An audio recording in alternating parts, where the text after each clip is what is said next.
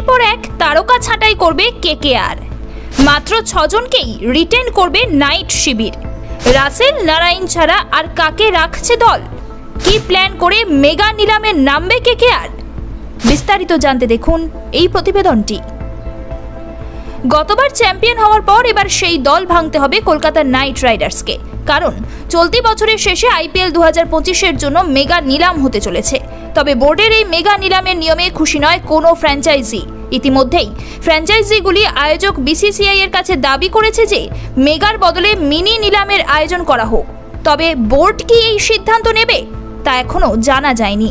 এখনো পর্যন্ত পাওয়া খবরের ভিত্তিতে মনে করা হচ্ছে যে গতবারের দল থেকে এবারও দলে রেখে দেওয়া ক্রিকেটারের সংখ্যা বেড়ে 4 থেকে 6 হতে পারে।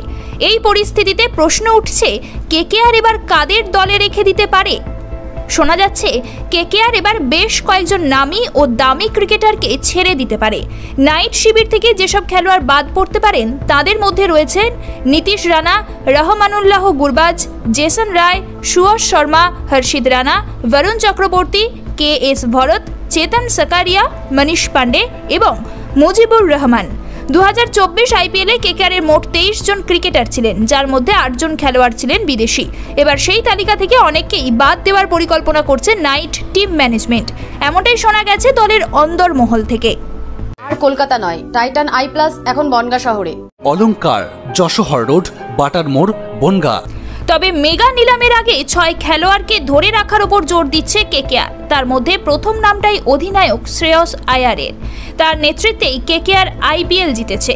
দ্বিতীয় জন আন্দ্রে রাসেল, কারণ রাসেল অত্যন্ত ভালো মানের অলরাউন্ডার। তালিকায় তৃতীয় নাম সুনীল নারাইন। বল এবং ব্যাট হাতে নারাইন কেকেআরের বড় ভরসা।